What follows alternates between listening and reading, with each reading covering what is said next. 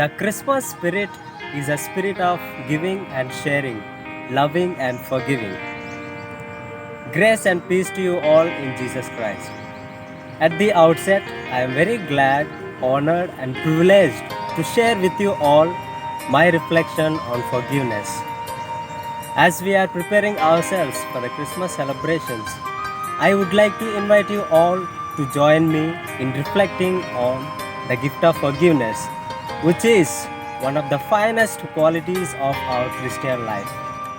Christmas is all about forgiving one another as bearers of God's love, peace, and joy to the whole world. To be a Christian means to forgive the inexcusable, because God has forgiven the inexcusable in us through Jesus, the Emmanuel.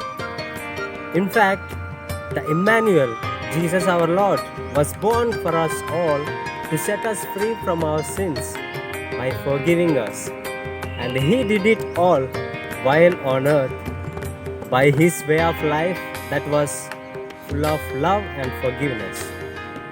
We witness this through the incidents in the scripture where we find Jesus forgives the sins of various personalities like Mary Magdalene, Zacchaeus, woman caught in adultery, thief on the cross, soldiers who tortured him, and parable of the prodigal son, etc. Like this, his entire life was rooted in love and forgiveness. Once, Satan asked Jesus, "Why do people come back to you when they sin, and still you keep loving and forgiving them who commit sin after sin? Is it fair? After all, I committed a single mistake. You never forgave me, and it's not fair." Then Jesus responded smilingly, "Have you ever asked for forgiveness?"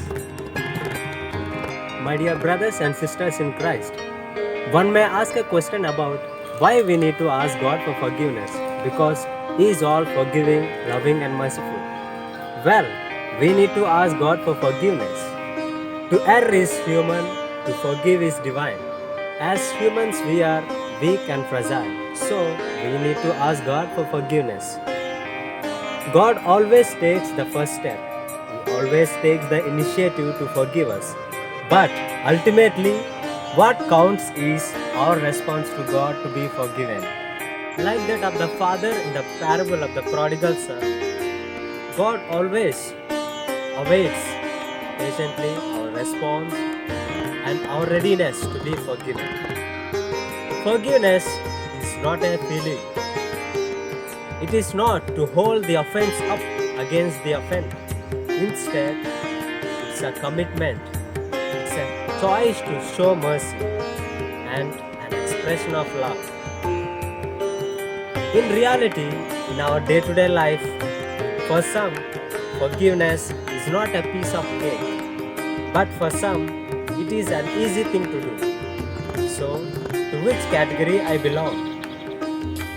Finally, to conclude, we are soon welcoming the Emmanuel, Jesus, into our hearts. And we are very much close to the Christmas celebrations. Before that, let us look into our lives and see. As a Christian, as a God's loving child, as a religious or as a consecrated person, am I ready and prepared to welcome the Emmanuel into my heart? Am I prepared to respond to God who is ever ready to forgive? Let us keep reflecting. May the blessings of God envelop and overshadow you all during these COVID times. And may this Christmas bring more joy, peace, and love to you all, to your families, and to your loved ones. Thank you, and God bless you.